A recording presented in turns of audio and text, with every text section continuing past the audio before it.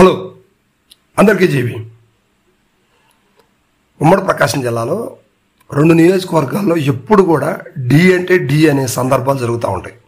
అది మొదటిది ఒంగోలు.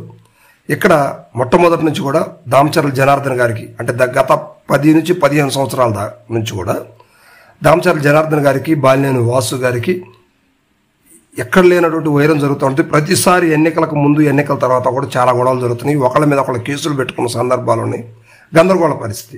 సో ఇక్కడ రాజకీయ వేడి కూడా చాలా హాట్గా ఉండేటువంటి పరిస్థితి అనమాట.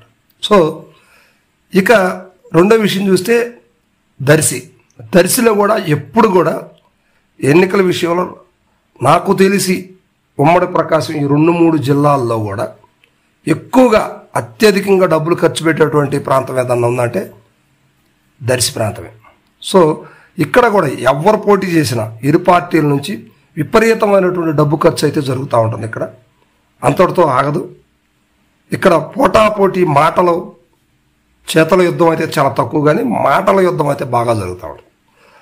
అందులో భాగంగానే ఇటీవల చంద్రబాబు నాయుడు గారు దర్శిలో పెట్టినటువంటి మీటింగ్కి సంబంధించి బూచేపల్లి శివప్రసాద్ రెడ్డి గారు ఇచ్చిన కౌంటర్ మేరకు ప్రకాశం జిల్లాలో ఉన్నటువంటి 2 మంత్రులు, ఎమ్మెల్యేలు, స్థానిక ఇన్ఛార్జి లక్ష్మి గారు బూచేపల్లి మీద విరుసుకుపడ్డారు. ఈ విషయం మనం అందరం సోషల్ మీడియా వేదికగా చూస్తూ ఉన్నాం. ఆయన ఏమన్నారంటే, డ్రామా సెట్టింగు, అదే హైవేలో డాబా సెట్టింగ్ వేసేసి చేశారు, కానీ పక్కనే ఉన్నటువంటి కబ్జాకు గురైనటువంటి ల్యాండ్ని మీ తెలుగుదేశం పార్టీ వాళ్ళు ఆక్రమించుకున్నారు, దాని మీద కొంచెం కూడా మాట్లాడలేదు, ఇదేంటి డ్రామా సెట్టింగ్ వేసుకొని కూర్చున్నారన్న విధంగా ఆయన విమర్శించడం జరిగింది. సో దాన్ని బేస్ చేసుకొని దర్శి ఇన్ఛార్జి లక్ష్మి గారు, అదేవిధంగా జిల్లాలో ఉన్నటువంటి కొండేపి ఎమ్మెల్యే మంత్రి బాలవీరాంజనేయ స్వామి, అద్దంకి ఎమ్మెల్యే గొట్టిపాటి రవికుమార్ గారు, మినిస్టర్ గారు, వీళ్ళు కూడా దాని మీద గట్టిగా కౌంటర్ వేయడం జరిగింది. ఇలా మాట్లాడినా కూడా అరెస్ట్ చేస్తాం, వదిలిపెట్టం, ఖచ్చితంగా అరెస్ట్ చేసే విధంగా మేము చట్టం యాక్షన్ తీసుకుంటుంది, ఎవరిని వదిలిపెట్టేది లేదంటూ బాలవీరాంజనేయ స్వామి, రవికుమార్ గారు కూడా మాట్లాడటం జరిగింది. సో ప్రశ్నిస్తేనే లోపలేస్తారా, ప్రశ్నిస్తేనే వైఎస్ఆర్సీపీ కార్యకర్తల నాయకులు సైతం లోపల పెట్టే దిశగా మీరు ఇలా చేయటం అనేది అన్యాయం అంటూ వైఎస్ఆర్సీపీ ఆరోపిస్తూ ఉంది.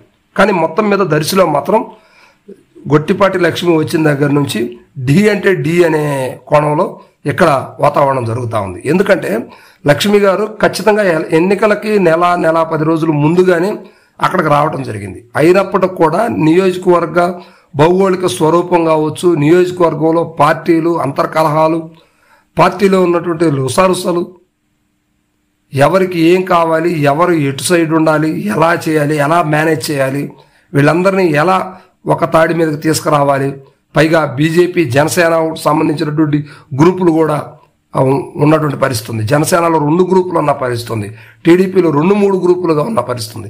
వీళ్ళందరినీ కూడా ఏకం చేసి ఒక తాడి మీదకి ఎలా నడిపించాలనేది లక్ష్మి గారికి బాగా అవగాహన వచ్చిందని చెప్పుకోవచ్చు. ఎందుకంటే నెల రోజుల్లోనే అంత వర్క్ చేయబట్టే అతి స్వల్ప మెజార్టీతో ఓటమి పాలైంది ఆమె.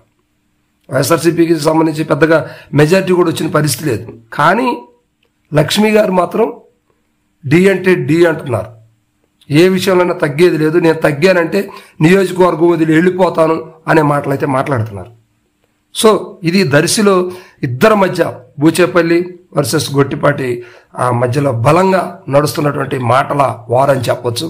సో మొత్తం మీద మాత్రం 2019 ఎన్నికలకి బూచేపల్లి శివప్రసాద్ రెడ్డి గారు గట్టిగా నియోజకవర్గంలో తన కార్యక్రమాలు, పార్టిసిపేషన్ గట్టిగా చేస్తూ ఉన్నారు. నెక్స్ట్ అయినా ఇక్కడి నుంచి మళ్ళీ టికెట్ తీసుకొని ఖచ్చితంగా ఈసారి గెలవాలి అనే ఉద్దేశంతో లక్ష్మి గారు ఉన్నారు. సో ఇది ఆ దర్శి అప్డేట్స్.